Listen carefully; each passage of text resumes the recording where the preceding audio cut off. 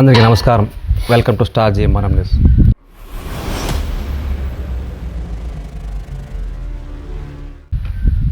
ప్రతిరోజు ప్రతి సమస్యను మీ ముందుకు తీసుకొస్తూ ప్రతి వార్తను అప్పటికప్పుడు స్పాట్ మీకు అందిస్తూ ఎన్నో సమస్యలు అధికారుల దృష్టికి తీసుకెళ్తూ ఒరవడిగా అడుగులేస్తూ ముందుకెళ్తున్న స్టార్ జే మనం న్యూస్. అందులో భాగంగానే చిన్న స్థాయి నాయకుడి నుంచి పెద్ద స్థాయి నాయకుడి వరకు, కార్యకర్త నుంచి పెద్ద నాయకుడి వరకు, అధికారులతో కావచ్చు, పోలీస్ డిపార్ట్మెంట్ కావచ్చు, ప్రతి ఒక్కరి మనోభావాలను స్టార్ జే మనం ఎన్కౌంటర్ సీజన్ 2 ద్వారా మీ ముందు తీసుకొచ్చిన స్టార్ జే మనం.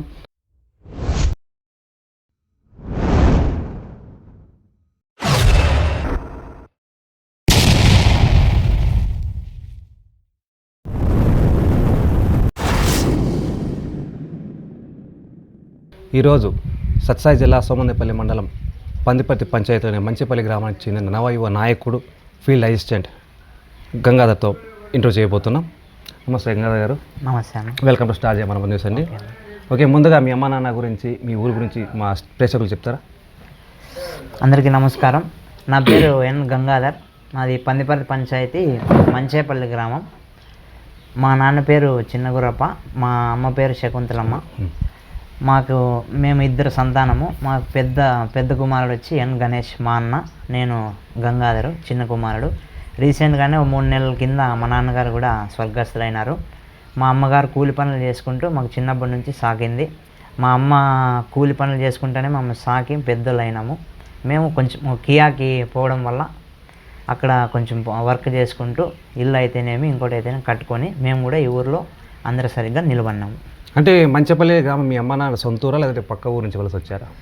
లేదమ్మా, మాది ముందు నుంచి సొంతూరే. మా తాతగారు అప్పటి నుంచి మా సొంతూరే. ఇక్కడే పుట్టినాము, ఇక్కడే పెరిగినాము మేము కూడా. మా తాతగారు కూడా, మా పెదనాన్న మా నాన్న మా ఒక వయసులో ఉన్నప్పుడే మా తాతగారు కూడా చనిపోయినారు. తర్వాత మా పెదనాన్న మా నాన్న అలా కొంచెం వేరే వాళ్ళ సపోర్ట్తో పైకి వచ్చినారు. తర్వాత మా అమ్మగారిని చెల్లోపల్లి పుట్టినిల్లు, అక్కడ వివాహం అయిన తర్వాత ఇక్కడే జీవనం సాగిస్తున్నాం. నా చదువు వచ్చి ఇంటర్మీడియట్ అన్న. ఇంటర్మీడియట్ తర్వాత నేను లేపాక్షిలో ఐటీఐ చేసినాను. తర్వాత ఎస్డిజిఎస్ కాలేజ్లో డిగ్రీకి జాయిన్ అయ్యి కొన్ని కుటుంబ కారణాల వల్ల మాది అప్పుడు ఈ ఇల్లు లేదు, పాత ఇల్లు ఉండేది. అది కొంచెం చాలా ఇంకా కూలిపోయే స్థితికి వచ్చినప్పుడు మేము చదువు ఆపాల్సి వచ్చింది. మా అన్న నేను ఇద్దరు ఆపేసి అప్పుడు మేము కుటుంబ పోషణ కోసం కూలిపోయి అమ్మకు చేదరు అలా అని చెప్పేసి మేము కూడా మగ్గాలకు పోయినాము, పవర్ లూమ్స్. ఇంకా 2020లో కరోనా వల్ల ఆ మగ్గాలు కూడా దెబ్బతింటే చంద్రబాబు నాయుడు వల్ల కియా వచ్చింది కాబట్టి ఆ కియాలో మేము వర్క్ చేసుకుంటూ 12 అవర్స్ డ్యూటీ, 12 గంటల సేపు డ్యూటీ. అక్కడ కూడా నిలబడుకొని చాలా కష్టాలు చూసినాము. అందరూ చుట్టాలు అయితేనేమి ఇంకొకరు అయితేనేమి మాకు నేను మాటలు అన్నారు, నిలబడలేరు అన్నారు. కానీ మా అన్నతో పాటు నేను కూడా ఇద్దరు కష్టపడి అందరూ సరిగ్గా నిలబడి ఒక ఇల్లు, మాకు గవర్నమెంట్ ఇల్లు కూడా రాలేదు, సొంతంగా మేము కట్టుకుందే ఇల్లు కూడా. అప్పుడు రోంతా మేము ఇది చేసుకొని మేము ఇల్లు కూడా కట్టుకొని అందరూ సరిగ్గా ఈరోజు నిలబడినాము. నేను ఇంటర్మీడియట్లో సిఈసి అన్న, ప్రభుత్వ పెనుగొండ ప్రభుత్వ జూనియర్ కళాశాలలో ఇంటర్మీడియట్ పూర్తయింది. ఓకే. డిగ్రీలో బీకామ్ కంప్యూటర్స్ ఒక 3-4 నెలలు పోయినాను. తర్వాత ఆపేయాల్సి వచ్చింది. కారణం ఏంటి? ఎందుకు? ఇంకా అమ్మ ఒక్కతే కష్టపడి అప్పుడు ఇల్లు కూలిపోయే స్థితికి వచ్చింది. తర్వాత మేము చదువులు ఆపి కష్టపడితే తప్ప మేము నిలబడలేమని ఆ రోజు అనుకున్నాము. అనివార్య కారణాల వల్ల చదువు ఆపాల్సి వచ్చింది. నిలబడి పనిచేయడం అంత ఆశామాషి కదా. ఏ వర్క్ చేశారు కియాలో? ఏ కంపెనీలో చేశారు? అనుబంధ సంస్థ మెయిన్ కియానా? అనుబంధ సంస్థ అన్న. కియా అనుబంధ సంస్థ పాలసముద్రం దగ్గర డిఎస్సి అనే కంపెనీలో నేను క్వాలిటీ డిపార్ట్మెంట్లో పనిచేస్తూ ఉంటాను. ప్రజెంట్ తెలుగుదేశం పార్టీ కుటుంబ ప్రభుత్వం అధికారంలో ఉంది. అన్ని పనులు చేసుకుంటూ వచ్చినారు. ఇప్పుడు ఫీల్డ్ అసిస్టెంట్గా పనిచేస్తున్నారు. ఎలా అంటే నేను రాజకీయాల్లోకి రావడానికి అనేది మా ఫ్యామిలీ కూడా ముందు నుంచి రాజకీయాల్లో ఉంది. అన్న నందమూరి తారక రామారావు గారు అది ఏ ముహూర్తాన్ని స్థాపించినాడో ఈ పార్టీ, ఆ పార్టీ కోసమే నిరంతరం కష్టపడినాడు. ఆయన ఓన్లీ పార్టీ కోసం మాత్రమే పనిచేసినాడు. కానీ ఆయన ఏ పదవి కూడా ఆశించలేదు. ఆయనకి ఎటువంటి పదవి కూడా ఇవ్వలేదు, ఏ పదవి ఇవ్వలేదు. కేవలము కుటుంబానికి కేవలం పార్టీ కోసం మాత్రమే పనిచేసినాడు. పార్టీనే కుటుంబం అనుకున్నారు. పార్టీనే కుటుంబం అనుకున్నాం. ఎగ్జాంపుల్ చెప్పాలంటే లాస్ట్ టైం స్థానిక సంస్థ ఎన్నికల్లో ఇదే మంచేపల్లి గ్రామంలో మా పెదనాన్న కూతురు మా పెద్దక్కని ఇదే ఊరికి ఇచ్చినాం మేము. వాళ్ళు టీడీపీలో నుంచి వైఎస్ఆర్ లేకపోయి మా వార్డుకే 8వ వార్డు మా వార్డుకి వాళ్ళు వైసీపీ తరపు నుంచి పోటీ చేసినారు. కానీ ఇక్కడ టీడీపీ రెబల్ అభ్యర్థి అయిన శ్రీనివాసరెడ్డి గారు అన్న తరపున ఇంకో వ్యక్తి ఆదినారాయణ అనే వ్యక్తి పోటీ చేస్తే మేము మా రక్త సంబంధమైన మా అక్కను కూడా కాదనుకున్నాం ఆ రోజు. కుటుంబానికి కూడా రక్త సంబంధానికి కూడా విలువ ఇవ్వం, అంతటి విలువ మేము పార్టీ కోసం ఇచ్చినాం. ప్రాణాలు ఇచ్చేదానికి రెడీగా ఉంటాం మేము పార్టీ కోసం. మరి అలాంటి సిచ్యువేషన్లో చాలామంది ఏంటంటే కుటుంబమే ముఖ్యం అనుకుంటారు, పార్టీ ముఖ్యం కాదు, కుటుంబానికి కూడబెట్టాల్సింది మనమే, పార్టీ కాదు అని చాలామంది అనుకోవచ్చు కదా. అంటే మీరు కూడా అదే దారిలోకి వెళ్తున్నట్టు అనుకోవచ్చా? అదేం లేదన్నా, మా ఫస్ట్ కుటుంబమే. మా నాన్న ఏదో కుటుంబాన్ని వదిలేసి పార్టీ కోసం కష్టపడినాడు. మేము కూడా ఎన్నోసార్లు వాదించినాము, మనకి రాజకీయాలు వద్దు, ఇవన్నీ నీ దగ్గరే ఇవి ఆగిపోవాలా అని చెప్పేసి అన్నాము. కానీ ఆయన ఏమాత్రం వినలేదు. మళ్ళీ పార్టీ పార్టీ పార్టీ. సో నాన్నగారి స్ఫూర్తి కాకోకుండా మీలో కూడా అదే రక్తం ఉంది కాబట్టి, అదే రక్తం ప్రవహిస్తుంది కాబట్టి, తెలుగుదేశం పార్టీ అంటే అభిమానం ఉంది కాబట్టి అదే ధోరణిలో వెళ్తున్నామంటారు? ఖచ్చితంగా అన్న. మా నాన్న ఎప్పుడు పరిటాల రవి గారి గురించి చెప్పేవాళ్ళు. ఆయన మేము చూడలేదు, కానీ ఆయన కథలు వింటూనే మాలో కూడా రాజకీయాలు అనేవి పుట్టుకొని వచ్చినాయి. అంతే, ఇన్స్పిరేషన్ కలిగించి ఆయన స్ఫూర్తితోనే రావాల్సి వచ్చింది. ఓకే, అయితే 2014 నుంచి 19 వరకు తెలుగుదేశం పార్టీ అధికారంలో ఉంది. 2019లో జరిగిన ఎన్నికల్లో 1గా 2గా ఏకంగా 151 సీట్లు వైసీపీ గెలిచింది. అప్పటి నుంచి లాస్ట్ 24 వరకు 2024 వరకు వైసీపీ అధికారంలో ఉంది. అప్పుడు ఎలా ఉంది పాలన, ఎలా ఉంది? 2014 to 19 తెలుగుదేశం పార్టీ అధికారంలో ఉంది. సోమందేపల్లి మండలంలో పందిపర్తి పంచాయతీలో మండలంలో కూడా జరగలే అటువంటి అభివృద్ధి 2014 to 19 ఈ 2 గ్రామాలకి చేసినారు అభివృద్ధి. దాదాపు మా ఊరికే 17 బోర్లు వేయించినారు. కానీ 16 బోర్లు ఫెయిల్ అయితే లాస్ట్ టైం ఇంకొక బోర్ వేయండి చూడండి, మాకు ఎట్లయినా నీళ్ళు అవసరం అంటే బోర్ వేయించినాడు. ఇప్పటికీ అదే బోర్తోనే నీరంతా మొత్తం సప్లై అవుతుంది. సిమెంట్ రోడ్లు అయితేనేమి, ఈ వాళ్ళ పీర్ల చావడ అయితేనేమి, రైతులు ఏదైనా పండించిన పంటకి జొన్నలు కానీ ఒడ్లు కానీ ఏదైనా ఆరేసుకోవాలంటే వాళ్ళు కళ్ళం కట్టించినారు. కొన్ని సంవత్సరాల నుంచి ఈ ఊరికి ఒక ఆడబిడ్డని ఇవ్వాలంటేనే కూడా భయపడేటువంటి పరిస్థితి ఉండే. అట్లా నీళ్ళు లేవు, రోడ్డు లేవు, ఏమీ లేదు, అది ఎక్కడో కొండల మధ్య ఉందా ఊరు అనే ఇదిలో ఉండేది. కానీ 2014 to 19 తెలుగుదేశం పార్టీ అభివృద్ధిలో ఉన్నాడు. సిమెంట్ రోడ్లు, బోర్లు, పీర్ల చావడి, రైతులు కళ్ళాలు, ఎన్నో ఏండ్ల కోరిక అయినటువంటి మా బ్రాహ్మణపల్లి నుండి మంచేపల్లికి సిమెంట్ రోడ్డు, చెరువుకు అందరినీ ఒక కాళ్ళ ద్వారా చెరువుకు నీళ్లు, ఇవన్నీ కూడా ఇచ్చింది తెలుగుదేశం ప్రభుత్వం. ఓకే, అయితే దాని తర్వాత తెలుగుదేశం పార్టీ ఓడిపోయింది, వైసీపీ ఇందాక చెప్పాను 150 సీట్లు గెలిచింది. అప్పటి నుంచి 2020 కరోనా వచ్చింది, 21 కరోనా వచ్చింది. అయినా కూడా పాలన మేము బాగా చేసామని వైసీపీ. అప్పుడు మీరు ఏం చూసారు, ఏం ఫేస్ చేశారు? నాకు 2019 ఎన్నికల్లో కూడా నాకు ఓటు హక్కు లేదు. కానీ 2014లో 9th 10th అనుకుంటా, ఆ సమయంలోనే నేను జెండా పట్టుకొని తెలుగుదేశం పార్టీ క్యాన్వాస్లో కూడా పాల్గొన్నాను. నేను 2019లో ఇంటర్మీడియట్, నాకు ఓటు హక్కు కూడా లేదు అప్పటికి కూడా నేను తెలుగుదేశం పార్టీ కోసం పనిచేసిన తెలుగుదేశం కార్యకర్త. ఓకే, 2019లో ఈ మాది కంచుకోట, పందిపర్తి పంచాయతీ తెలుగుదేశం పార్టీకి ఒక కంచుకోట లాంటిది. పందిపర్తి గ్రామం ఎప్పుడు వైసీపీనే, కానీ మంచేపల్లి ఎప్పుడు తెలుగుదేశము 100 నుంచి 150 వరకు మెజార్టీ వస్తుండే. ఉండే 550 ఓట్లలోనే అంత మెజార్టీ వస్తుండే. కానీ 2019లో అంత అభివృద్ధి జరిగినా కూడా మాకు కేవలం 1 ఓటు మాత్రమే మెజార్టీ వచ్చింది. అందరూ మేము కూడా షాక్ అయిపోయినాం ఆ రోజు. ఎందుకు ఇవన్నీ వచ్చిందని మళ్ళీ మేము ఒకసారి ఆలోచించుకుంటే కొన్ని పొరపాట్లు ఊరికి చేసినారు. కానీ 40 ఏళ్ళ నుంచి నమ్ముకున్న కార్యకర్తలకు కానీ వేరే వాళ్ళకి కానీ ఎటువంటి న్యాయం జరగలేదనే ఒక అపోహతో అందరూ వైసీపీకి ఓటేసినారు ఆ రోజు. సో ఆ తప్పుల వల్లే 2019 తెలుగుదేశం పార్టీ ఓడిపోవడానికి కారణమని పెద్ద సీనియర్ నాయకులు కూడా చెప్పారు. దాన్ని మేము సరిదిద్దుకుంటాము అని చెప్పారు. అయితే 19 తర్వాత 20 తర్వాత పాలన వైసీపీ ఏమంటుంది, గ్రామ స్వరాజ్యం మేము నిర్మించాం, అభివృద్ధి చేసి చూపించాం, పరిశ్రమలు తీసుకొచ్చామన్నారు. ప్రతి సచివాలయం రావడానికి కారణం మేమే అని వాళ్ళు చెప్తున్నారు. అభివృద్ధి ఇది కదా, సంక్షేమం అంటే ఇదే కదా అంటున్నారు. 2019 to 24 ఎటువంటి అభివృద్ధి అయితే జరగలేదన్న. పరిశ్రమలు అందరికీ తెలుసు, రాష్ట్ర ప్రజలందరికీ తెలుసు. గ్రామ స్థాయిలో ఉన్న చిన్న పిల్లలను అడిగినా కూడా చెప్తారు. రాష్ట్రంలో ఎక్కడైనా ఒక పరిశ్రమ వచ్చిందా? పరిశ్రమ కూడా రాలే. గ్రామాల అభివృద్ధి జరిగినాయా? అది కూడా జరగలే. మా ఊరిలో కేవలం 1 సిమెంట్ రోడ్ వేసినారు తప్ప ఎటువంటి అభివృద్ధి గత 5 ఏళ్ల పాలనలో ఎక్కడా కానీ జరగలే. మేము నీటి సమస్య ఇప్పటికీ ఉంది, కానీ 5 ఏళ్ళలో ఏమన్నా చేస్తారనుకుంటే 1 బోర్ కూడా వేయలే. 5 ఏళ్ళు వాళ్ళ అధికారంలో ఉన్న 1 బోర్ వేయలేదు. ఇంకా సచివాలయాలు మేము తెచ్చినామంటున్నారు. మా పందిపర్తి సచివాలయం మీరు కూడా న్యూస్లోనే రాస్తున్నారు, అది ఇప్పటికీ కానీ పూర్తి కాలే సచివాలయం, అట్లనే పడి ఉంది. ఉన్న పంచాయతీ ఆఫీస్ని సచివాలయంగా మార్చుకున్నారు. ఇంకా వాళ్ళు కట్టింది ఎక్కడుంది? ఇంక ఇప్పటికి 5 రూపాయలు వేస్తే ఫిల్టర్ నీళ్ళు వస్తాయి. ఆ ఫిల్టర్ ప్లాంట్ తెచ్చింది కూడా తెలుగుదేశం ప్రభుత్వమే, అంతేగాని వాళ్ళేం తేలే కదా. స్కూల్ అభివృద్ధి చేసినామంటున్నారు, వాళ్ళు ఎక్కడైనా ఒక చిన్న బాత్రూమ్ అయినా కట్టినారా? అది కూడా కట్టలే. మా తెలుగుదేశం ప్రభుత్వం 2014-19 కట్టిన స్కూళ్ళకే పెయింట్లు వేసుకొని మేము చేసినామని వాళ్ళు ప్రగల్భాలు పలుకుతున్నారు తప్ప వాళ్ళు చేసింది అయితే ఏమీ లేదు. అయితే మంచిపల్లి గ్రామం నీటి సమస్య ఉందని తెలుసుకొని రీసెంట్గా మనకు దాదాపు 3-4 మంత్స్ దగ్గరగా అవుతోంది. పందిపర్తి సర్పంచ్ ఎర్రమ్మ గారు కుమారుడు గజేంద్ర దగ్గరుండి పైప్ లైన్ ద్వారా నీటి సరఫరా చేశారు కదా. అంటే ఆయన నీరు అందించినారన్న, అది కూడా ఎందుకు అందించినారంటే మన రాష్ట్ర ఉప ముఖ్యమంత్రి వర్యులు పవన్ కళ్యాణ్ గారు 2024 అక్టోబర్ 2వ తేదీ మా ఎన్ఆర్ఐజిఎస్ కానీ సచివాలయ సిబ్బంది కానీ మేము గ్రామ సభలు పెట్టేసి మేజర్ పంచాయతీలకి 5 లక్షల రూపాయలు, చిన్న పంచాయతీలకు 2 లక్షల రూపాయలు ప్రభుత్వం నిధులు విడుదల చేసింది. వాటిని మీరు ఏదైనా నీటికి కావచ్చు, రోడ్డుకి కావచ్చు, ఏదైనా అభివృద్ధి కార్యక్రమాలకే వాడుకోండి అని ఆ రోజు పవన్ కళ్యాణ్ గారు చెప్పినారు. ఎలాగో మా పంచాయతీకి కూడా 2 లక్షల రూపాయలు సర్పంచ్ కోటాల నిధులు వచ్చినాయి కదా, మా ఊరికి పైప్ లైన్ చేయండి అన్న అని చెప్పేసి మేము అడిగినాం. ఎవరైతే మేము ఆ పార్టీ వాళ్ళైనా కూడా మాకు అభివృద్ధి కావాలా, అందుకోసం మేము ఆ రోజు అడగడం జరిగింది. ఆయనతో మేము కమాండ్ అయ్యి పైప్ లైన్ అనేది మంచిపల్లిలో వేయించుకున్నాం. అంటే మన వైఎస్ఆర్ కాంగ్రెస్ పార్టీకి చెందిన శ్రీనివాసరెడ్డి సడన్గా ఆయన రెబల్ కావడము, మళ్ళీ తెలుగుదేశం పార్టీ రావడము, ఆయన కూడా సర్పంచ్ బలో నిలబడ్డాడు. అప్పుడు చాలా హోరాహోరగా జరిగింది. ఆయన కూడా రెబల్గా వేయడానికి కూడా కారణం అది తెలుసు. తెలుగుదేశం పార్టీ వచ్చినా కూడా ఆయనకి ఆశించిన స్థాయిలో దక్కలేదు. శ్రీనివాసరెడ్డి గురించి కొన్ని మాటలు.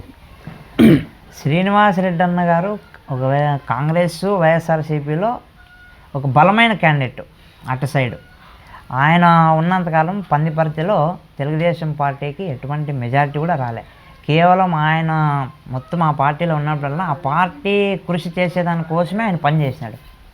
రాళ్ళేట్లు తిన్నాడు, జైలుకు పోయినాడు, విమర్శలు ఎదుర్కొన్నాడు, అందరినీ దూరం చేసుకున్నాడు. కేవలం ఆయన నమ్ముకున్న పార్టీ కోసం మాత్రమే చేసినాడు. కానీ ఆయన అనుకున్నంత స్థాయిలో ఆయనకు అవకాశం దక్కలేదు, వైఎస్ఆర్ కాంగ్రెస్ పార్టీలో దక్కలేదు. కానీ ఇటు సైడు ఎవరు పోటీ చేసేవాళ్ళు లేక ఆ రోజు ఈ తెలుగుదేశం పార్టీ నుంచి ఎవరైనా పోటీ చేస్తారు, ఎవరు చేయరేమో, యునానిమస్ అయిపోతుంది అటు సైడ్ అనేటప్పుడు ఒక సింహంలా నేనున్నాను, నేను టీడీపీ రెబల్ అభ్యర్థిగా నేను పోటీ చేస్తాను, మీరు నాకు సపోర్ట్ చేయండి అని ఆయన ముందుకు వస్తే ఆయన కూడా సర్పంచ్గా నామినేషన్ వేయడం జరిగింది.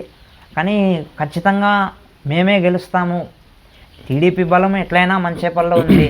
అప్పుడు పందిపర్తిలో వైసీపీ అభ్యర్థి ఆయన బలం కూడా ఇటు సైడ్ వచ్చింది కదా, మొత్తం 60-70% మేము ఈ పక్కే ఉన్నాము, మేమే గెలుస్తామని ధీమా వ్యక్తం. చివరి నిమిషంలో కూడా మీరే గెలిచారని కన్ఫర్మ్ చేసుకున్నారు. ఖచ్చితంగా అన్న. లాస్ట్లో తారుమారు అయిపోయింది. 161 ఓట్ల 156 160 ఓట్లు సంథింగ్ ఆ మెజారిటీ వాళ్ళకి వచ్చింది, వైసీపీ గెలిచింది. నామినేషన్ వేసే రోజు కూడా ఈ 2 గ్రామాల నుంచి దాదాపు 500 నుంచి 600 మంది దాకా జనం పోయినాం మేము నామినేషన్ కోసం. యూత్ బైకుల్లో, ట్రాక్టర్లలో అంతా పోయి నామినేషన్ వేసినాము, చేసేవన్నీ చేసినాము. మా వైపే ఉన్నారు ఓటర్లు, ప్రజలు అని మేమంతా అనుకున్నాము. కానీ చివరి నిమిషంలో వైసీపీ అభ్యర్థి గెలిచినాడు అంటే మేమంతా షాక్ అయిపోయాము కూడా ఆ రోజు. అంటే పందిపర్తి పంచాయతీలోని మంచేపల్లి గ్రామం టీడీపీకి సాలిడ్గా ఓట్లు పడతాయి, టీడీపీకి కంచుకోట అనుకున్నారు. మరి ఇదే మంచేపల్లిలో దెబ్బ పడింది కదా టీడీపీకి. ఇదే మంచేపల్లిలో దెబ్బ పడిందంటే మా ఊరు 4 వార్డులు ఉన్నాయి. ఎవ్రీ టైం మేము 3 వార్డులు గెలుస్తాం. 7, 8, 9 వార్డులు ఖచ్చితంగా టీడీపీ కంచుకోట్లు, 10వ వార్డు ఒక్కటి వైసీపీ అభ్యర్థులు గెలిచాను. కానీ గత ఎన్నికల్లో చరిత్రలో ఓడిపోయినటువంటి 9వ వార్డు కూడా మేము ఓడిపోవాల్సి వచ్చింది. అంటే బికాస్ ఆఫ్ రీజన్ ఏమంటే అక్కడ క్యాండిడేట్ వాళ్ళ రిలేషన్స్ ఓటు అనేది వాళ్ళ కుటుంబ ఓటు అనేది ఎక్కువ ఉన్నాయి, అక్కడ దెబ్బ పడింది. అట్లయి 9వ వార్డు మేము ఓడిపోయినాము. కానీ 7, 8 వార్డులు మేము గెలిచినాం. దెబ్బ అంతా పందిపర్తిలో తప్ప మంచిపల్లిలో దెబ్బ అయితే పడలేదు. అయితే ఇప్పుడు గత అనుభవంతో మీరు నేర్చుకున్న పాఠాలు ఏంటి? ఇప్పుడు త్వరలో మనకు సర్పంచ్ కూడా రాబోతుంది, నోటిఫికేషన్ రాబోతుంది, ఎలా ఎదుర్కోబోతున్నారు ఈసారి? వచ్చే స్థానిక సంస్థల ఎన్నికలు జనవరిలో జరుగుతాయని ప్రభుత్వం కూడా ఎన్నికల కమిషన్ ప్రకటించింది. డిసెంబర్ 15 లోపు రిజర్వేషన్ కూడా వస్తుంది. డిసెంబర్ 15 రిజర్వేషన్ వస్తుంది. ఈసారి కూడా జనరలే రిజర్వేషన్ వస్తుందని మేము అనుకుంటున్నాం. ఖచ్చితంగా జనరల్ అనే రావాలనే కోరుకుంటున్నాం. టీడీపీ సర్పంచ్ అభ్యర్థిగా శ్రీనివాసరెడ్డి అన్న గారే పోటీ చేస్తారని మేము కూడా అనుకుంటున్నాం. ప్రజలు కూడా ఆల్మోస్ట్ అందరూ అనుకుంటున్నారు. ఖచ్చితంగా జనరల్ రిజర్వేషన్ వచ్చి ఆయన టీడీపీ అభ్యర్థిగా పోటీ చేస్తే అటు సైడ్ ఎలాంటి వ్యక్తి పోటీ చేసినా గెలిచేందుకు ఆయన సిద్ధంగా ఉన్నాడు. మా సాయశక్తుల మా తలకాయలు అడ్డం పెట్టైనా సరే మేము కూడా గెలిపించేదానికి సిద్ధంగా ఉన్నాం. అంటే గత ఎన్నికలతో పోల్చుకుంటే ఈసారి జరిపే సర్పంచులకి చాలా భిన్నంగా ఉండే. ఏంటంటే గతంలో మన జరిగే ఎలక్షన్లు బ్యాలెట్ పేపర్ ద్వారా జరిగేది. ఈసారి ఈవీఎం ద్వారా జరపాలని చెప్పేసి ఎలక్షన్ కమిషన్ నీలం సాయి గారు డిసైడ్ చేశారు. ఆల్రెడీ దాంట్లో ట్రయల్ కూడా జరుగుతుంది. సో మనకు బ్యాలెట్కి చాలా తేడా ఉంది, ఈవీఎంకి చాలా తేడా ఉంది. కానీ ఈవీఎంకి ఈ నేటికి చాలామంది ఓటర్లు అవగాహన లేదు. సో టఫ్ అని నాకు తెలిసి నెక్కేది. దీన్ని ఎలా ఎదుర్కోబోతారు మీరు? ప్రజలకు ఓటర్స్కి ఈవీఎం గురించి ఎలా ఎక్స్ప్లెయిన్ చేయబోతున్నారు? బ్యాలెట్ పేపర్ల కన్నా ఈవీఎంలు వస్తేనే మేలు అనుకుంటాం. ఎందుకంటే ఇప్పుడు చిన్నపిల్లలతో నుంచి ముసలితో వరకు ఎలాగో సెల్ ఫోన్ స్మార్ట్ ఫోన్లు కూడా యూజ్ చేస్తున్నారు. ఈవీఎంలో ఓటేయడం అనేది వాళ్ళకేం తెలియని విషయం కూడా కాదు. గత ఎమ్మెల్యే ఎలక్షన్లో కూడా ఈవీఎంలే కదా, అప్పుడు కూడా ఈవీఎంలోనే ఓటింగ్ జరిగింది. మా ఊరు 113 ఓట్ల మెజార్టీ తెలుగుదేశం పార్టీకి వచ్చింది. మేము అవగాహన కల్పిస్తాం, ఎట్లయినా కానీ ప్రజలకు అవగాహన కల్పించి ఈవీఎంలు పెట్టుకున్నా కూడా ఖచ్చితంగా మేమే గెలుస్తాం అనే నమ్మకం అయితే మాకుంది. ఫీల్డ్ అసిస్టెంట్గా మీరు పనిచేస్తున్నారు. ఫీల్డ్ అసిస్టెంట్గా చేయడం అంటే ఆశ్చర్యంగా చాలామంది కూలర్ వాళ్ళు చేస్తున్న వర్క్ ఏం చేస్తున్నారు, ఎక్కడ చేస్తున్నారు, ఇంకుడు గుంతలు తీయడము, కళ్ళు కొట్టడము, రైతులు పొలాలకు సంబంధించిన పనులు చేయడం, ఎలా ఉంది అనుభవం? ఎలా ఉంది? ఎంతమంది మీ కింద పని చేస్తున్నారు? మీకు ఈ ఫీల్డ్ అసిస్టెంట్ ఏ అనుభవం వచ్చింది? ముందుగా ఫీల్డ్ అసిస్టెంట్ ఎలా వచ్చిందనే విషయాన్ని కూడా నేను చెప్పదలుచుకున్నాను ఈరోజు. చెప్పండి. ఈ ఫీల్డ్ అసిస్టెంట్ అనేది మా నాన్న 40 ఏళ్ళ రాజకీయంలో ఆ కుటుంబానికి కానీ వాళ్ళకి కానీ ఏమీ చేయలేదు. ఈసారి ఆయన కుమారుడు కూడా ఎన్నికల్లో చురుగ్గా పనిచేసినాడు. ఆల్మోస్ట్ మనం గెలిచినాము. ఆ పిల్లను కూడా ఫీల్డ్ అసిస్టెంట్ అనే పదవి ఇస్తే ప్రజలకు కూడా కొంచెం మేలు చేస్తాడు, చదువుకున్నాడు, అవగాహన ఉంది, మంచి వ్యక్తి అనే ఇదితో శ్రీనివాస్ రెడ్డి అన్న ద్వారాగా నాకు ఈ ఫీల్డ్ అసిస్టెంట్ అనే పదవి కూడా ఇవ్వడం జరిగింది. కానీ ఈ ఫీల్డ్ అసిస్టెంట్కి కూడా చాలామంది చాలా రకాలుగా అడ్డం వచ్చారు. నాకు రాకుండా చేయాలని కూడా చాలా ప్రయత్నాలు చేసినారు. కానీ మేము మంత్రి గారి దగ్గరే మా గోడును వెళ్ళగట్టుకొని ఈ విధంగా మేము డ్యూటీలు వదులుకొని కూడా పార్టీకి కష్టపడినాం. మేడం, ఈరోజు మేము ఫీల్డ్ అసిస్టెంట్ అడుగుతున్నాం, మాకు ఏది ఇవ్వలేదు అంటే ఆ రోజు సవితక్క గారు ఈ గంగాధర నేతనికి ఫీల్డ్ అసిస్టెంట్ ఇవ్వండి అని ఆ రోజు చెప్పినారు. కానీ నేను ఫీల్డ్ అసిస్టెంట్ తీసుకున్న తర్వాత ఏముందిలే, అంతా మంచిగా ఉంటుంది కదా, ఏం విమర్శలు రావు, బాగుంటుంది అనుకున్నాను. కానీ అసలైన యుద్ధం అక్కడే. మీకు ఫీల్డ్ అసిస్టెంట్ ఈ పదవి తీసుకున్నాక అర్థమవుతుంది ఎందుకు తీసుకున్నాం ఇది అని. అంటే గ్రామాల్లో కూలోళ్ళు అయితేనేమి, మనకి కాకుండా వాళ్ళు కానీ ఉండేవాళ్ళు కొంతమంది కావాల్సిందిగానే బురద జల్లే ప్రయత్నం చేస్తారు ఈ పదవిలో. వాళ్ళకి ఎంత తీసినా మేము చూసి చూన్నట్టుగా పోయి వాళ్ళకి 290 నుంచి 300 వరకు కూలేసి ఇచ్చినా, వాళ్ళు అడిగినటువంటి పనులే మేము పెట్టినా కూడా అయినా మా మీదే మాకేం సరిగ్గా పని చేయలేదు అని చెప్పేసి ఊర్లో వాళ్ళు అదే పనిగా మా మీద విమర్శలు కూడా చేసినారు. ఫీల్డ్ అసిస్టెంట్ మీకు మోసం చేస్తున్నాడు, అట్లా చేస్తున్నారు, ఇట్లా చేస్తున్నారు. అంటే అక్కడ రైట్ రాల్గా అక్కడ వచ్చేసి మీకు డైరెక్ట్గా మీకు ఫోటో ఇస్తాంతో అటు ఉంటుంది, లాటిట్యూడ్ అన్నీ ఉంటాయి కదా, ఎవిడెన్స్ ఉంటుంది కదా, వాళ్ళు ఏం పని చేశారు ఎవిడెన్స్ ఉంటుంది కదా. ఎంతమంది బుర్ర జల్లినా కూడా, ఎందుకంటే ఈ కాలంలో టెక్నాలజీ చాలా ఫాస్ట్ ఉంది. ప్రతిదీ ఏ అధికారి ఏం చేయాలన్నా కూడా ఫీల్డ్ అసిస్టెంట్ కావచ్చు, అధికారి కావచ్చు, ఎంఆర్ఓగా జీవన కావచ్చు, ఉద్యోగులు కావచ్చు, టెక్నాలజీలో మారిపోయింది. ఎందుకంటే వాళ్ళు ఆన్లైనే చేయాలి. టీచర్లు ఉన్నారు, వాళ్ళు ఫేస్ మ్యాపింగ్ చేసుకోవాలి. అలా మీకు ఉన్నాయి. ఎవరో చెప్తేనంత మాత్రాన జరగదు కదా. అంటే నేను ఫీల్డ్ అసిస్టెంట్ పదవిలోకి వచ్చినప్పుడు స్టార్టింగ్ ఇవేవి అయితే లేవు, ఈ లాటిట్యూడ్ ఫేషియల్ యాప్ ఇవి లేవు. కానీ ఉప ముఖ్యమంత్రి మన పవన్ కళ్యాణ్ గారికి, ఆయన దృష్టికి సలహాదారు కృష్ణతేజ గారు ఈ విధంగా తీసుకొని పోయినారు. ఇట్లుంది, ప్రభుత్వానికి కూడా నష్టం జరుగుతుంది, కూలీలకు కూడా నష్టం జరుగుతుంది, దీన్ని ఎలాగైనా ఈ అటెండెన్స్ యాప్ని మనం వేరే విధంగా తీసుకొని వెళ్తే అక్కడ కొంచెము కంట్రోల్ అవుతుందని చెప్పేసి ఆయన దగ్గర ఉన్నాడు. ఆ తర్వాత ఈ ఎన్ఎంఎంఎస్ అటెండెన్స్ యాప్ అనేది అప్డేట్ చేసి ఈ ఫేషియల్ యాప్ పెట్టినారు. అయినా కూడా అంటే కమ్యూనిటీ వర్క్స్కి మాత్రమే ఎన్ఎంఎంఎస్ పనిచేస్తుందన్న. రైతు పొలాల్లో చేసి అవి ఇండివిజువల్ వర్క్స్, అక్కడేం అటెండెన్స్ చేసే పని ఉండేలే. వాళ్ళు ఎంత పని చేసినారో అంత మేము కొలతలు తీసుకుంటాము, పేమెంట్ చేస్తాము. బట్ మాకు చెరువులు నిండిపోయి కాలువల ద్వారా ఈ కొండకి పోయేదానికోసం బ్రిడ్జ్ కూడా లేదు. అట్లా మేము కేవలం రైతు పొలాల్లో మాత్రమే పనులు పెట్టాల్సి వచ్చింది. అప్పుడు ఆ రైతు పొలాల్లో అటెండెన్స్ లేదు కాబట్టి వాళ్ళు అదే పనిగా మా మీద బురద జల్లినారు. చాలామంది కాకుండా వాళ్ళు అదే పనిగా బురద జల్లినారు. కానీ ఇంత పక్కడబందీగా పని చేస్తున్నా కూడా ప్రతి సంవత్సరంకి ఒకసారి, రెండింటికి ఒకసారి సోషల్ యాడ్ జరుగుతుంది. ఎక్కడ సోషల్ యాడ్ జరిగినా కూడా ఫస్ట్ నిందలు వచ్చేది ఎన్ఆర్జీఎస్ పైనే వస్తుంది. అంటే దీనికి కారణము గత ప్రభుత్వం అని కూడా చెప్పవచ్చు అన్న. ఎందుకంటే గత 5 ఏళ్లలో ఎప్పుడే కానీ ఒక గ్రామ సభ అయినా జరిగిందా? ఒక గ్రామ సభ కూడా జరగలేదు.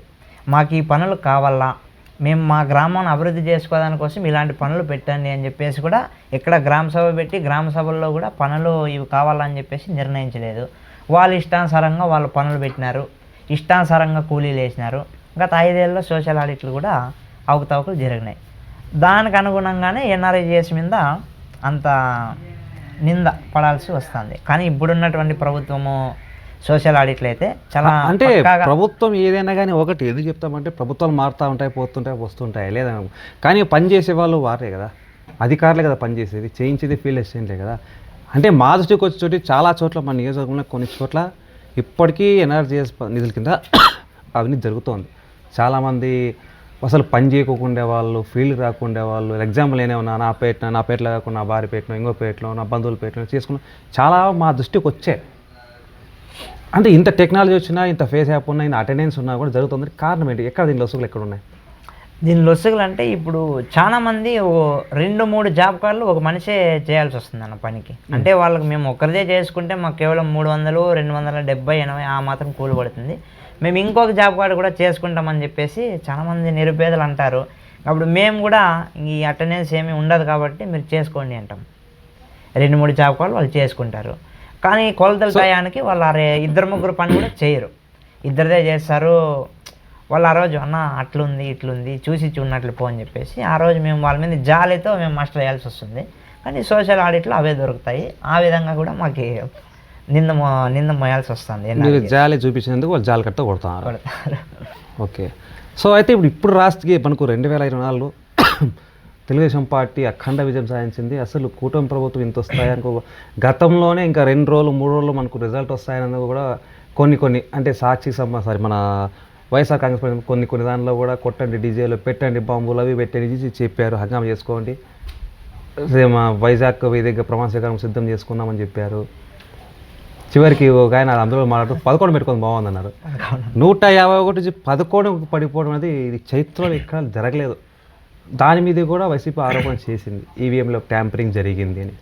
164 స్థానాలు రావడం అంత ఆషామాషిగా తెలుగుదేశం పార్టీకి ఎట్లా వచ్చింది? ట్యాంపరింగ్ ద్వారా అంటున్నారు. దీని మీద సమాధానం అంటే ఈవీఎంలు అనేది 2009 నుంచి ఈవీఎంల ద్వారానే ఎన్నికలు జరుగుతున్నాయి. 2009లో ఈవీఎంల ద్వారా ఎన్నికలు జరిగినప్పుడు ముఖ్యమంత్రి ఎవరున్నారు? అప్పుడు ముఖ్యమంత్రి రాజశేఖర రెడ్డి, వాళ్ళ నాన్నే కదా ముఖ్యమంత్రి. మళ్ళీ 2014లో తెలుగుదేశం పార్టీ అధికారంలోకి వచ్చింది. 2019లో ఈవీఎంల ద్వారానే వాళ్ళకు కూడా 151 సీట్లు వచ్చినాయి. కానీ మేము ఎక్కడ కానీ ఈవీఎంలు ట్యాంపరింగ్ అని మేము అనలేదు. మా పార్టీ లోపమే, కొంతమంది నాయకుల లోపమని మేము సరిదిద్దుకున్నాం.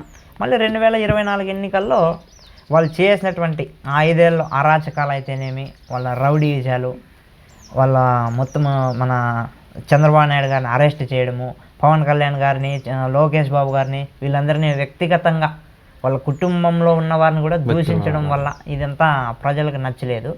వాళ్ళకి అప్పుడు ప్రజలు అప్పుడు వ్యతిరేకించినా కూడా ప్రజల మీద కూడా కేసులు పెట్టినారు. దాన్ని ఎలా అయితే వాళ్ళకి బుద్ధి చెప్పాలని ప్రజలు ఓటర్లంతా ఓటుతోనే సమాధానం చెప్పి వాళ్ళకి 11 సీట్లకే పరిమితం చేసినారు. ఓకే. కేసులు అంటే నాకు ఇంకో విషయం గుర్తుకు వచ్చింది. కళ్యాణదుర్గం ఎమ్మెల్యే, రాష్ట్ర మాజీ మంత్రి, ప్రస్తుత పెనుగొండ నియోజక సమర్పకర్త, సత్సాయి జిల్లా వైసీపీ ఇన్ఛార్జ్ ఉషశ్రీ గారిని నాన్ లోకల్ అని మీరు ఏదో కామెంట్ చేసినందుకు మీ మీద కూడా కేసు పెట్టారంట. అవునన్న, ఇదైతే నిజమే.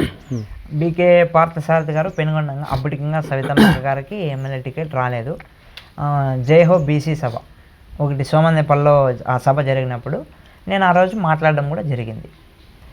ఎక్కడి నుంచో వలస పక్షులు తెచ్చి పెట్టినారు, మనం ఎక్కడి నుంచి వచ్చిందో అక్కడికే మనము ఓటుతో సమాధానం చెప్పి పంపించాలని చెప్పేసి ఆ రోజు కామెంట్ చేసినాను. దానికి కూడా అంటే వాళ్ళు 2021 స్థానిక సంస్థల ఎన్నికల్లో కూడా నేను చురుగ్గా పాల్గొన్నాను కదా, అది కూడా వాళ్ళు మనసులో పెట్టుకొని ఎలాగైనా వీడిని ఇరికించాలా, ఎప్పుడు దొరుకుతాడని మనసులో పెట్టుకొని ఆ రోజు ఆ కామెంట్ ద్వారా వాళ్ళకి చిక్కింది. ఆ రోజు నా మీద కంప్లైంట్ కూడా చేసినారు. నేను కూడా స్టేషన్ వరకు పోయేసి వచ్చినాను. ఏం కేసులు పెట్టారు అంటే వలస పక్షి మంత్రి గారిని అసభ్య పదజాలంతో దూషిస్తున్నారు. గౌరవం లేదా మంత్రి గారు అంటే, రాష్ట్ర మంత్రి గారు అంటే కొంచెం కూడా లేదు అని చెప్పేసి వాళ్ళు కంప్లైంట్ ఇచ్చినారు. ఎస్ఐ గారు ఫోన్ చేయడం జరిగింది. ఆ రోజు నేను కియాలో డ్యూటీలో ఉండి మరుసటి రోజు స్టేషన్ దాకా పోయినాం, కౌన్సిలింగ్ ఇచ్చి పంపించారండి. ఓకే. అయితే కూటమి ప్రభుత్వం వచ్చిన తర్వాత, కూటమి ప్రభుత్వం రాకముందు పెనుగొండకి ఎమ్మెల్యే గారు బీకే పార్థసారథి గారు పనిచేశారు. ఆ తర్వాత 24లో ఆ ఎమ్మెల్యే పోటీ కోసం ఎమ్మెల్యే టికెట్ కోసం సవితమ్మ గారు కూడా పనిచేశారు. అనుకోకుండా ఎవరు ఊహించిన రీతిలో ఆమెకి ఎమ్మెల్యే సీట్ రావడం, ఎవరు అసలు ఊహించని రీతిలో ఆమెకి అంత మెజారిటీ రావడం, ఇంకా నా భూతో నా భవిష్యత్తు కని విని ఎరిగిన రీతిలో ఆమెకి మంత్రి పదవి రావడం. మంత్రి సవితమ్మ గారు ఎంచుకున్న మాటలు అంటే ఎమ్మెల్యే టికెట్ సవితమ్మ గారికి అనుకోకుండా రావడం అనేది అది రాంగ్ క్వశ్చన్ అన్న. ఖచ్చితంగా మేము ఇంకా దాదాపు ఒక సంవత్సరం ముందు ఎన్నికలు అనగానే మేమంతా సవితమ్మ గారికి ఈసారి ఎలాగైనా ఎమ్మెల్యే టికెట్ వస్తుంది.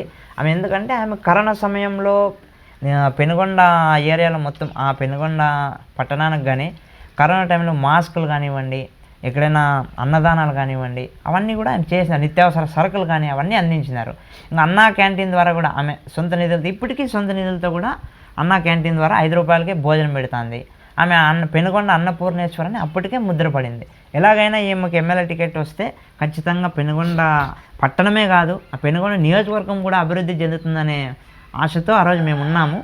అనుకున్నట్టుగానే ఆమెకు టికెట్ వచ్చింది. మేము కూడా కియా డ్యూటీలు వదులుకున్నాము. ఆ రోజు ఆమెకు టికెట్ కన్ఫామ్ కాకున్నట్లే వదులుకున్నాము. ఆమెకు టికెట్ వచ్చింది. టికెట్ రాగానే మేము ఇంకా చురుగ్గా పనిచేసి ఇంకా మేము ఫస్ట్ టైం ఓటింగ్ వేస్తున్నాము. మా యూత్ కూడా అంతా చాలా చురుగ్గా పనిచేసి ఆమెను గెలిపించుకున్నాం.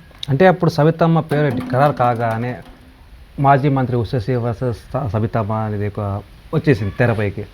అప్పుడు కూడా అధికారంలో ఉండింది వైసీపీనే, అధికార పార్టీగానే అనుకోవాలి, ప్రతిపక్షమే అనుకోవాలి. రాజకీయం గురించి, ఓట్ల గురించి క్యాన్వాస్ చేసేప్పుడు ఏమైనా ఫేస్ చేశారా? చాలా ఫేస్ చేసామన్నా. వాళ్ళు ఇంకా అధికారంలోనే ఉన్నాము. మేము క్యాన్వాస్లకు పోతే కానీ, ఊర్లో మేము ఎక్కడైనా క్యాన్వాస్ చేసినా, మేము ఏదైనా పోస్టులు పెట్టినా సవితమ్మ గారి గురించి ఒక వాట్సాప్ స్టేటస్ కానీ ఇన్స్టాగ్రామ్ స్టోరీ కానీ పెడితే ఇన్స్టాగ్రామ్లో రిప్లైల ద్వారా కామెంట్లు వచ్చేవి. కామెంట్ల రూపంలో మమ్మల్ని బెదిరించినారు, కాల్స్ చేసినారు. మేము డ్యూటీకి పోతా అంటావు, నువ్వు జాగ్రత్తగా వెళ్ళు, నీ కాల్ తీస్తాం, చేయి తీస్తామన్నారు. ఇంకా కొంతమంది అయితే మీ ఇంటి చుట్టూ కూడా మేము మద్యం ప్యాకెట్లు కూడా వేస్తాము, నేను ఇరికిచ్చేస్తాము, నువ్వు సైలెంట్గా ఉండు, నువ్వు ఒక్కడు సైలెంట్గా ఉంటే మేము ఏదైనా చేయగలము, నీది చాలా అవుతుందని కూడా చాలా బెదిరించినారు. కానీ ఆ వేటికి కూడా మేము ఎక్కడ వెనకాడలేదు. ఎందుకంటే మా కుటుంబం ముందు నుంచి తెలుగుదేశం పార్టీకే మేము పనిచేసినాము.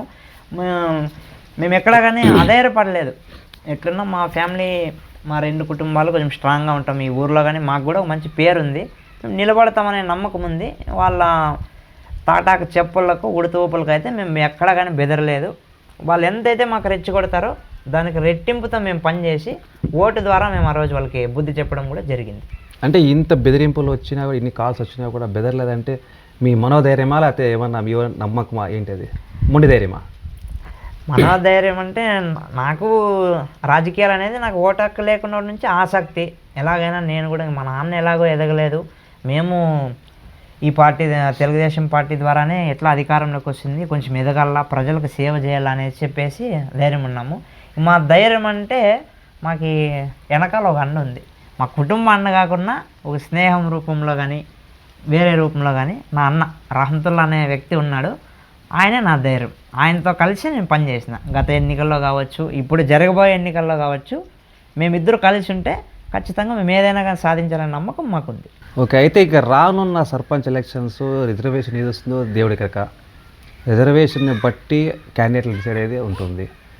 ఒకవేళ జనరల్ మీరు అనుకున్నట్టే జనరల్ వస్తే ఎలా పోటీ ఉండబోతుంది?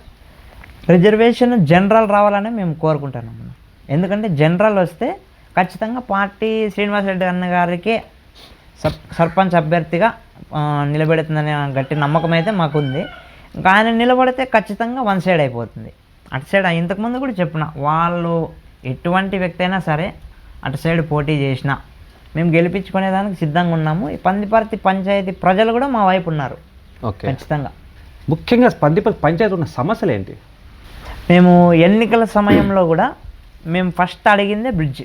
2 గ్రామాలకి అందరి కాలం మీద ఒక బ్రిడ్జి నిర్మిస్తే అటు సైడ్ దాదాపు కొన్ని వందల ఎకరాలు బీడుభూములుగా ఉన్నాయక్క, మీరు గెలిచిన వెంటనే మాకు ఆ 2 బ్రిడ్జిలు కూడా పూర్తి చేస్తే చాలామంది రైతులు పంటలు కూడా పండిస్తారన్నాం. అక్కడ కూడా ఎన్నికల్లో కూడా హామీ ఇచ్చింది. మేము కూడా ఎప్పుడు కలిసినా కూడా ఖచ్చితంగా కొంచెం ఓపిక పట్టానన్న, బ్రిడ్జ్ అయితే ఖచ్చితంగా నిర్మిస్తామని ఆమె చెప్పింది. మాకు కూడా నమ్మకం ఉంది, బ్రిడ్జి 5 ఏళ్ళలో కంపల్సరీగా ఆడ నిర్మిస్తాం. సమస్యలన్న ఈ 2 గ్రామాల్లో నీటి సమస్య ప్లస్ డ్రైనేజీలు, సీసీ రోడ్లు, ఈ సమస్య ఉంది. మళ్ళీ మా మంచేపల్లి నుంచి పందిపర్తి గ్రామానికి రోడ్డు, కట్ట కింద రోడ్డు, మేము రీసెంట్గా నెల కింద మన మంత్రివర్యులు సవితమ్మక్క గారిని కూడా మేము కలిసినాము. ఆ రోజు కూడా ఇవే చెప్పినాము. మంచేపల్లిలో శ్మశానంలోకి ఒక రోడ్డు రోడ్డు నీటి సమస్య కోసం ఇంకొక బోర్ వేసినాము. దురదృష్టవశాత్తు అక్కడ నీళ్లు పడలేదు. ఇంకొక బోర్ కూడా మంజూరు చేస్తామనింది. ఇంకా కట్ట కింద రోడ్డు కూడా మీరు ఎస్టిమేషన్ తీసుకొని రండి, ఆ రోడ్డు కూడా మంజూరు చేస్తాను, భూమి పూజకు కూడా నేనే వస్తానని కూడా అక్కగారు చెప్పడం జరిగింది. సో భవిష్యత్తులో మీ టార్గెట్ ఏంటి? భవిష్యత్తులో నేనేదో ఎదిగిపోవాలా, నేనేదో చేసుకోవాలనే ఇదైతే లేదన్నా.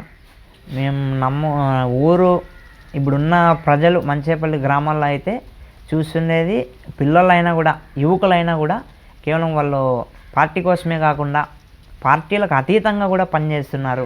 ఎవరైనా భర్తలు చనిపోతే వాళ్ళకి పెన్షన్లు ఇప్పించడం కానీ, ఇప్పుడు రేషన్ కార్డు ప్రవేశపెట్టింది కొత్తగా, ఆ రేషన్ కార్డులు అయితేనేమి, మా ఫీల్డ్ అసిస్టెంట్గా నేను జాబ్ కార్డులు అయితేనేమి, ఇవన్నీ కూడా మేము చేస్తున్నాం. వాళ్ళకు కూడా మా మీద నమ్మకం ఉంది. ఎలా అయినా వీళ్ళు ఇంకా ఎదిగితే వీళ్ళకి ఒక అవకాశం ఇచ్చి ఇలానే ఎదగనిస్తే వాళ్ళ కుటుంబం కోసమే కాకుండా, వాళ్ళ ఆర్థికంగా కాకుండా గ్రామానికి కూడా ఏదైనా చేయాలనే నమ్మకం వాళ్ళకు ఉంది. మా ఆశయం కూడా అదే, మా గ్రామం ఎలాగైనా అభివృద్ధి చెందాలి. ఇప్పుడున్న జనరేషన్లో యూత్ చాలామంది గంజాయి ఇవన్నిటి వల్ల పాడైపోతున్నారు. కానీ మా ఊర్లో ఉన్న యువతకు కూడా కేవలం మేము బాగా చదువుకోండి, ఈ విధంగా మేము చెప్పి మా గ్రామాలను కూడా అభివృద్ధి చేసుకోవాలని ఆశయం తప్ప వేరే ఆశయం అంటూ మాకేం లేదన్న. సరే, ఓకే. గంజాయి నిర్మించడానికి పవన్ కళ్యాణ్ గట్టి చర్యలు తీసుకుంటారు, హోంమంత్రి ఎంత గారు చాలా తీసుకున్నారు, డిపార్ట్మెంట్ కూడా చాలా అహింసలు కష్టపడుతుంది. అయినా కూడా గంజాయి ఎప్పుడు సరఫరా అవుతూనే ఉంది. గంజాయి గత 5 ఏళ్లతో పోల్చితే ఇప్పుడు గంజాయి అనేది చాలా వరకు తగ్గిందన్న. ఇంకా అరికడుతున్నారు, అక్కడక్కడ కొంతమంది ఉన్నారు. రీసెంట్గా చూసినాం, తూర్పుగోదావరి జిల్లా అనుకుంటా, ఒక 3 గంజాయి బ్యాచ్కి కూడా పోలీసులు రోడ్డు మీదే సమాధానం చెప్పినారు. దాని నుంచి కూడా చాలామంది భయపడినారు. గత 5 ఏళ్ల కంటే ఇప్పుడు గంజాయి అనేది ఎక్కడా కానీ లేదు. యువత కూడా అంతా చదువు మీద దీని మీదే ఫోకస్ చేస్తున్నారు. చెడు వాళ్ళకైతే ఎవరు పోవడం లేదు. వాలంటీర్ వ్యవస్థని చంద్రబాబు నాయుడు వచ్చిన తర్వాత తీసేశారు. సచివాలయ ఉద్యోగులు నాయకులతోనే స్థానికంగా ఉన్న ఎవరైనా సరే ఇళ్ళ వద్దకే వెళ్ళి ఇవ్వండి అన్నారు. అప్పుడు పింఛన్ల పంపిణీకి ఇప్పుడు పింఛన్ తేడా ఎలా ఉంది? మీకు ఏమనుభవం, ఏం గుర్తించారు? అంటే వాళ్ళకి వాలంటీర్స్కి 5,000 జీతాలు ఇచ్చి కూడా వాళ్ళు పింఛన్లు వాళ్ళు కూడా ఇంటి దగ్గరికి వచ్చి ఇస్తాండ్రి. కానీ దాదాపు 3 నుంచి 4-5 రోజులు సరిపోతే వారమైనా కూడా వాళ్ళు పింఛని ఇస్తానే ఉంటారు. కానీ ఇప్పుడు ఆ వాలంటరీ వ్యవస్థ లేకున్నా కూడా సచివాలయ వ్యవస్థతోనే ఒక రోజులోనే పింఛన్లు కూడా పూర్తి చేస్తున్నాం. చాలామంది ఇది గత ప్రభుత్వంలో భర్త చనిపోతే వాళ్ళకి పింఛన్ రావాలంటే ప్రభుత్వం మళ్ళా కొత్త పింఛన్లు మంజూరు చేసే వాళ్ళకు పింఛన్లు అయితే రావు. కానీ ఇప్పుడు మన ముఖ్యమంత్రి వర్యులు చంద్రబాబు నాయుడు గారు భర్త చనిపోయిన అతను పింఛన్ తీసుకునే భర్త చనిపోతే వాళ్ళకి 15 రోజుల్లోనే పింఛన్ వచ్చే విధంగా చేశారు. అంతేకాకుండా 2024 జనవరి నుంచి కూడా ఎవరైతే చనిపోయింటారో వాళ్ళకు కూడా పింఛన్ మంజూరు చేయాలని చెప్పినారు. దాదాపు మేము కూడా మా ఊర్లో 10 మందికి కొత్తగా పింఛన్ మంజూరు చేసినాము. దాంట్లో ఎక్స్ పార్టీ వాళ్ళు ఉన్నారు, ఈ పార్టీ వాళ్ళు ఉన్నారు. కానీ ఎక్స్ పార్టీ వాళ్ళు కూడా మేము పింఛన్ ఇచ్చేటప్పుడు వాళ్ళు చాలా ఆనందపడినారు. మాకు పింఛన్ వస్తుందో రాదో ఇంకెప్పుడు వదులుతారో అనుకున్నాము. కానీ ఇలా మా కుటుంబ యజమాని పోయిన 15-20 రోజుల్లోనే మీరు మాకు పింఛని చేపించినారు, చాలా సంతోషంగా ఉంది, ఏ విధంగా అయినా మీకు మేము రుణపడి ఉంటామని వాళ్ళు కూడా సంతోషం వ్యక్తం చేసినారు చాలా చోట్ల. మా స్టార్ చేతున్న ఒక టఫ్ క్వశ్చన్ ఏంటంటే, సో మిమ్మల్ని ఎంతో కష్టపడి కూలి పని చేసుకుంటూ మీ అమ్మ మిమ్మల్ని ఈరోజు ప్రయోజకుల్ని చేసి 2 కొడుకుల్ని రామలక్ష్మణులా పెంచి ఈరోజు స్థాయి తీసుకొచ్చింది కాబట్టి మీ అమ్మగారి కోసం భవిష్యత్తులో ఏం చేయగలుగుతున్నారు? మీ లక్ష్యం ఏంటి? అంటే మా అమ్మకు కూడా ఏం పెద్దగా ఆశలు అయితే లేవు. నా కొడుకులు ప్రయోజకులయ్యి వాళ్ళు బాగుపడితే చాలా న్యాయం కూడా అనుకుంది. ఆమె కోరిక ఇల్లు అన్న. మేము చిన్నప్పటి నుంచి చాలా పాతింట్లో బతికినాము. వర్షాలు వచ్చినా కూడా ఒకరి తర్వాత ఒకరు నిల్చొని భోంచేసే పరిస్థితి కూడా ఆ రోజు వచ్చింది. కానీ ఆమె కోరిక ఓన్లీ ఇల్లు. మాకు కూడా ఈ గ్రామంలో ఒక ఇల్లు ఉండాలా. మేము చాలాసార్లు అన్నాం, ఇవన్నీ వదిలేసి వెళ్ళిపోయి ఎక్కడైనా బతుకున్నా కూడా మనం ఉండొచ్చు కదా అని. కానీ ఆమె సాధించిన పట్టు విడవలేదు. ఎట్లయినా కానీ మేము గవర్నమెంట్ 2009లో ఇందిరమ్మ ఇల్లు మాకు మంజూరైంది. కానీ మాకు ఎటువంటి బిల్స్ అయితే మాత్రము ఒక బిల్లు కూడా రాలే. మళ్ళీ 2014 నుంచి 19 వరకు తెలుగుదేశం పార్టీ అధికారంలో ఉంది. అప్పుడు కూడా మేము మా నాన్నగారు ఉన్న స్థానిక నాయకులతో అందరితోనూ అడిగినారు, మా ఇంటి బిల్లు చూడండి, మేము మళ్ళీ ఇల్లు కట్టుకోవాలా చూడండి అని. ఆ తెలుగుదేశం పార్టీ అధికారంలో ఉన్నప్పుడు కూడా మాకు ఇంటి బిల్లు అయితే కాలేదు.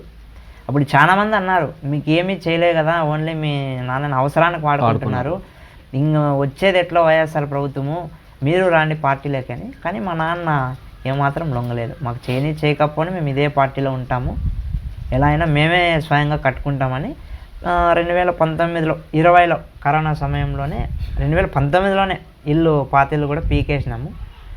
మేమే సాయశక్తులా కష్టపడి అమ్మ కూలి పనులు, మేము కియాలో 12 hours డ్యూటీ, దాదాపు మాకు 20 నుంచి 22,000 వరకు శాలరీ వస్తుండే. దాంతోనే గ్రామాల్లో జరిగే చీటీల ద్వారా కొన్ని అప్పులు, దాదాపు 4-5 లక్షల వరకు అప్పులు చేసి మేము ఇల్లు కట్టుకున్నాము. ఆ అప్పులు కూడా తీర్చేసినామన్న. మా లక్ష్యం ఇందాక చెప్పినానన్న, లక్ష్యం అంటే ఏం లేదు, ఉన్నంతకాలం జీవితాంతం తెలుగుదేశం పార్టీకి రుణపడి ఉంటాం. మా నాయకుడు శ్రీనివాసరెడ్డి మరియు పెనుగొండ ఎమ్మెల్యే గారు, రాష్ట్ర మంత్రివర్యులు సవితమ్మ అక్క వెంటే ఉంటాం, తెలుగుదేశం పార్టీతోనే ఉంటాం. ఎవరు వచ్చినా పోయినా, ఊరంతా వన్ సైడ్ అయినా, రాష్ట్రం అంతా ఒక పక్క అయిపోయినా మేము తెలుగుదేశం పార్టీతోనే ఉంటాం, తెలుగుదేశం పార్టీకే పనిచేస్తాం. అదే మా లక్ష్యం. పార్టీ ఎప్పుడు అధికారంలో ఉండాలనే కోరుకుంటాం. మా గ్రామం అభివృద్ధి కూడా తెలుగుదేశం పార్టీతోనే సాధ్యమవుతుందనే ఒక నమ్మకం ఉంది. మేము కూడా అభివృద్ధి చేస్తామని మాకు కూడా ఒక ధైర్యం ఉంది. ఖచ్చితంగా పార్టీకి రుణపడి ఉంటాం. కుటుంబాన్ని, పార్టీ రాజకీయాలతో పాటు కుటుంబాన్ని కూడా పోషించుకుంటాం. మా గ్రామాన్ని కూడా అభివృద్ధి బాటలో నడిపిస్తాం. ఓకే, చూసారా కదండి, చిన్న స్థానం నుంచి అంటే తను చదువు కూడా మానేసి తన పేదరికం భావిస్తున్న స్థాయి నుంచి ఈ స్థాయికి రావాలని, అన్నదమ్ములు ఎదురు చదువులు మానేసి కూలి పని చేసుకుని తల్లికి సహాయంగా ఉండాలని, చేదవాళ్ళగా ఉండాలని చెప్పేసి చేసుకుంటూ ఎన్నో కష్ట నష్టాలు ఎదుర్కొని, పోలీసుల కేసు ఎదుర్కొని, భయభ్రాంతులకు గురి చేసిన, భయపడకుండా, తడబడకుండా, ఎక్కడ ఆగకుండా అడుగు వేసుకుంటూ వచ్చి ఈరోజు ఈ స్థాయికి వచ్చాము. ఊరొకటే కాదు, ప్రపంచమంతా ఏకమైన, రాష్ట్రమంతా ఏకమైన ఒక సమయం తెలుగుదేశం పార్టీ వదిలే శక్తి లేదని చెప్పేసి మా గంగారావు చెప్పారు. అదేవిధంగా ప్రతి ఒక్క కొడుకు తన తల్లి కష్టాన్ని తీర్చాలి, తల్లికి ఆనంద బాష్పాలు వచ్చేలా చూడాలని చెప్పేసి లక్ష్యంగా పెట్టుకోవాలని కూడా చెప్తున్నారు. ప్రతి ఒక్కరూ గంగాధర్ని ఆశ్రయించి అతను చెప్పిన కొన్ని సలహాలు సూచనలు పాటించి ప్రతి ఒక్క తల్లిదండ్రులను కొడుకులు గౌరవించి మంచి స్థానంలో ఉండాలని చెప్పేసి మేము కోరుకుంటాం. అదేవిధంగా ఈ స్టార్ జే మనం న్యూస్ చేసిన ఎన్కౌంటర్ సీజన్ 2లో గంగాధర్ చేసిన ఎన్కౌంటర్ ఎలా ఉందో మీ కామెంటు, సలహాలు, సూచనలు ఇచ్చి మా ఛానల్ లైక్ చేయండి, సబ్స్క్రైబ్ చేయండి.